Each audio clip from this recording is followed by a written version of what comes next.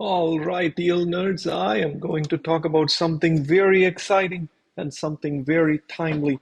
Quantum computing stocks, the rage of the internet right now.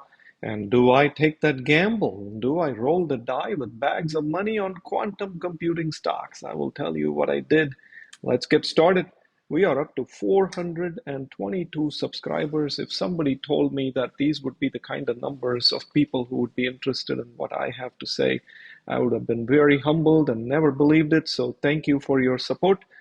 Please remember, we now have two playlists. One of them is called the Income Investing Roadmap, and that begins with episode 1 and brings you up to this place. And the second is called Preferred Stocks. I do get a lot of views on the preferred stocks and convertible preferreds area, so I put a playlist just in that area. Last but not the least, as magical as my performance has been, please remember that I have no magical powers and I have been wrong quite often. So make sure you do your own research.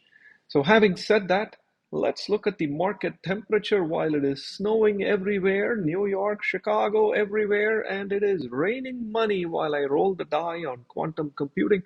We'll take a quick look at the market temperature. And then I'll do a review on quantum computing, kind of a quantum computing 101, if you will. And I'll evaluate a quantum computing stock. And am I going to buy it? Am I not going to buy it? I will tell you that as well. So before I get started, I want to make sure you understand that I am not a wealth management advisor. What I'm about to share is not investment advice or tax advice. And I'm not pitching any snake oil, and I don't do politics either.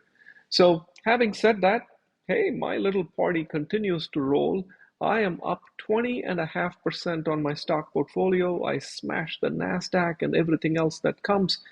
This is in the last 3 months on an annual basis. I still beat all the indices, and that is because I buy very high tech things like maybe quantum computing, maybe not, but I definitely buy eggs and lime. That's the kind of exciting things I like. On a full portfolio basis, I'm at about 5.8% for the year, and I'm happy about it. That is mostly sales tax free. And the reason I am that way is because most of my portfolio is fixed income. I do have a really small, 1.5% to be precise. I have a really small equity portfolio, but I take huge risks in there. And I take some, crazy positions, value investing positions. I'll tell you more about it. My equity allocation is mostly consumer staples, and there is a reason for that. Unfortunately, I anticipate some level of global conflict, and when there is conflict in the air, people are going to run to safety. And you can't live without eggs, you can't live without limes, but maybe you can live without quantum computing. We'll see. My asset allocation is also rather weird. When what I mean by that is, as I told you, 98.6% of my portfolio is in fixed income. And of that 98.6, 96.5% is on treasuries. That's kind of an obnoxious allocation. I intentionally do that in part, as I told you, because I expect some excitement in the market, and I don't want to stay out of the market, but I'm going to play it the way I think it is going to go, and you do you. Duration is another one where I kind of go on the extremes. Treasury bills, less than 1 year, 78% of my assets, and a small allocation to corporate bonds, and about 10% to agency bonds. That's kind of how I allocate, but remember to make your own decision. And most of my T-bills will mature within the next 90 days because I keep sitting on the short end, even though interest rates are dropping. Yes, that is a high risk position to take. Having said that, as I told you, I expect some turbulence in the equity market, and I am going to sit there and watch for it, and I'm hoping to take advantage of it. So let's see where we go from here. I'm going to do a very quick review of quantum computing, kind of what is it and why is the market excited about it, and I'll evaluate a quantum computing stock and I'll tell you whether I bought it or not. So, in a very simple term, when computers were first invented, the binary system was invented. Just by the term binary, it means there are two states. There is the one and the zero. It's either on or it's off. And thus the semiconductor industry was born. The semiconductor is either on, it's holding a charge, or off. It doesn't hold a charge. That made it very simple to take large complex things and express them as ones and zeros. And 8 of these binary digits is a byte. And then you start going into the megabyte, the kilobyte, the petabyte, and so on. So we started packing more and more information into an integrated chip. And from the integrated chip came all the computing that we know today. And at the base of it, it has to do with, does a particular point in the chip hold a charge? It's a 1. Not hold a charge, that's a 0. And that is the binary digit.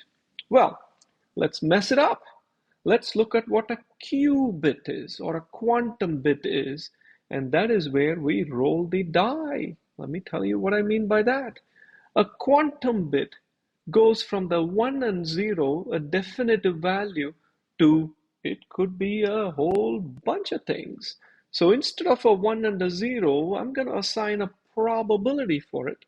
I'm going to say, well, in some cases it could be a 0, but there are other cases where it could be a 1, and there is a 39% possibility it could be a 0. But hold on a second, there is also in another situation a 43% chance it could be a 1. And now all of a sudden, a single bit is able to compute multiple states. And you sit there and go, what the hell is this? This is so confusing. You are not the only one confused, my friend. Here's what happened. And you have to rewind science several hundred years. And there is Mr. Heisenberg, who said, by the way, in physics, in quantum mechanics, if you try to figure out exactly where an electron is, you probably cannot measure how fast it is going very accurately. And if you try to exactly measure how fast an electron is going, you probably will lose some accuracy in measuring exactly where it is. So let me tell you what this means. There is a chance the electron is here. There is a chance the electron is there. There is a chance the electron is going at that speed. There is a chance the electron is going at this speed. Why are we talking about quantum mechanics? Well, there is this other famous physicist who looked at this theory of Heisenberg's uncertainty principle in quantum mechanics and said, cut this bleep out. God does not play dice with the universe. Quantum physics is a bunch of hogwash. There is certainty to the universe. There is predictability to the universe. And quantum mechanics is not real. Well, even the greats of the world sometimes say stuff that are not right.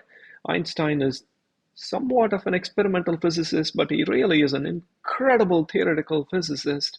And in this case, the theoretical physics did not lead to the right answer. Stephen Hawking came much, much later, and so did several other scientists, and proved Einstein wrong. Turns out not only does God play dice, but sometimes God throws the dice in a place where they cannot be seen. How nutty is that? Heisenberg was right. And indeed, the state of an electron cannot be measured discretely. And so the idea that you can have a discrete 1 and a 0 doesn't have to be a limit. You can indeed express the value in probabilities. So quantum computing is the application of quantum mechanics principles to solid state computing that we know today. And if that is a head scratcher, let me tell you what a qubit computer is.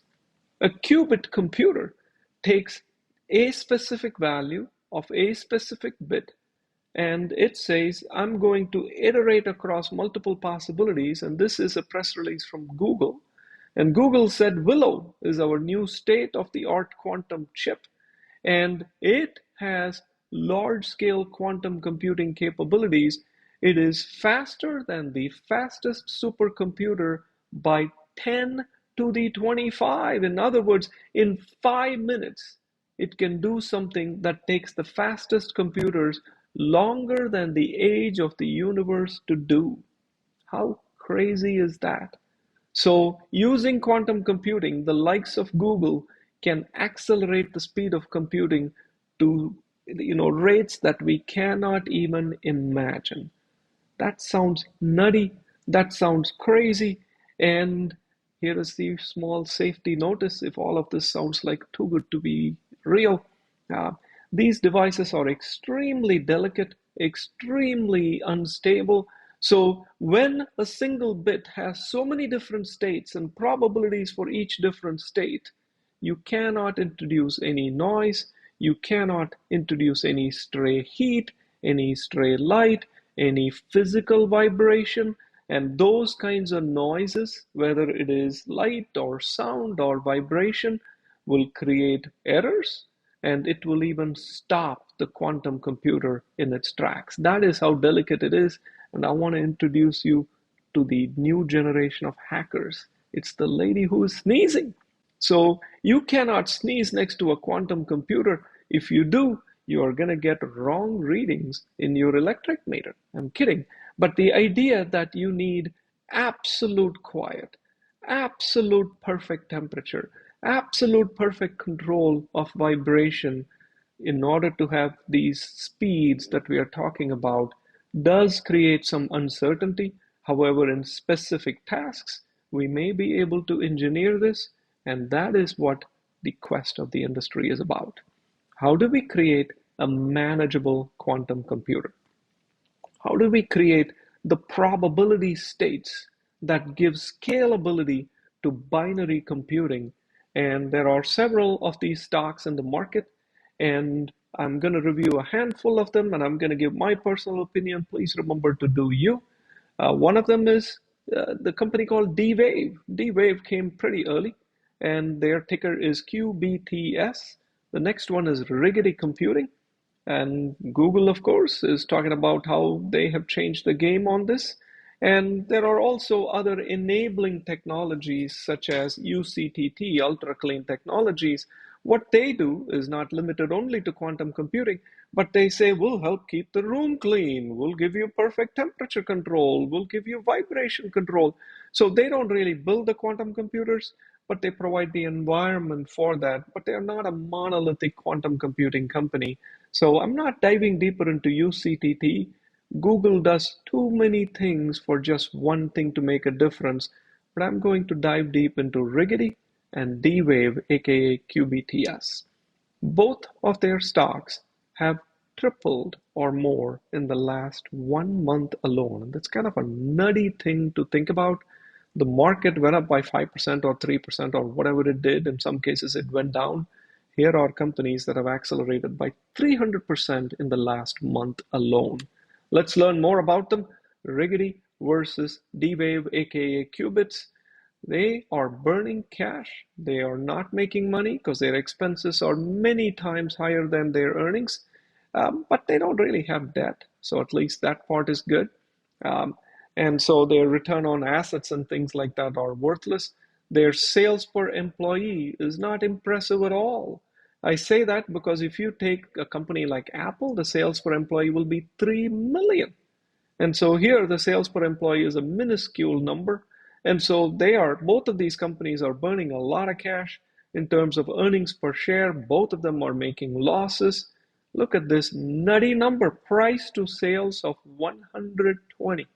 So let me tell you what that means. Even if their margins were 100%, which they are not, even if their margins were 100%, to pay your investment back will take 120 years as of now. So a price to sales is not even price to earnings of 120 means they better make money in bucket loads before it is even comparable to the rest of the world. But that is where they are. What about earnings per share growth? It's almost silly to measure earnings per share only because they don't really have earnings per share. Some of them don't even have acceleration in sales, but this is the available choices in quantum computing.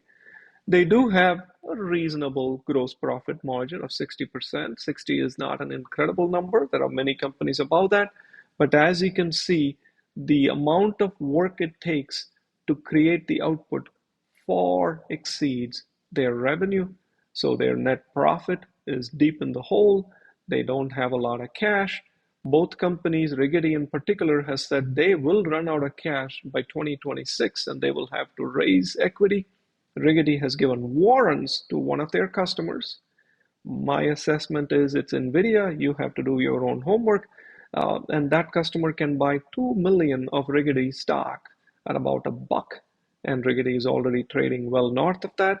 And the reason I'm bringing all of this is if you were to apply any fundamentals, you can see that qubits or D-Wave is even worse than rigetti because they have very little cash. They probably have to issue new stock very, very soon. They're burning a lot of cash. And at the end of the day, neither of these companies is in a very strong financial state. They don't have a lot of debt only because the market is eating up what they are selling in terms of their software trajectory and hardware trajectory, that they just issue new stock. So whether these are companies you want to buy or not, you have to make your own decision. And as I mentioned, Rigetti has warrants that it has issued for 2 million shares for a certain special customer. And my assessment is it is NVIDIA based on some research. But look at this, their market cap is a billion something, and their revenue is only 11 million a quarter. And that's why I said their price to revenue is over 100. That's just insanity. And so, having said that, I don't want to keep you too long. Let me tell you my holdings and my next steps. I certainly am not nutty enough to buy companies like Rigetti and Qubits, or am I? Well, I did. I bought Rigetti Computing, in part because the insanity of increasing computing by a factor of 10 million is so nutty that even if we fail and we double computing power in the quest of better computing, companies like Rigetti may have a role to play. Now, is it going to be Rigetti? Could it be, D-Wave? Could it be Google? I don't know. But it seems like something that is worth taking a chance for me. Realize only 1% of my equity is in stocks, and a portion of that 1% I'm willing to throw at Rigetti to see where it goes. Outside of that, I did pick up another one of my value stocks, which is Limonera. Limonera imports lemons. And the reason I bought Limonera is because I expect tariffs in the next administration in the United States. And those tariffs will hurt Mexican imports. However, Limonera's supply chain goes through Argentina, Chile, Dominican Republic. It does not go through Mexico.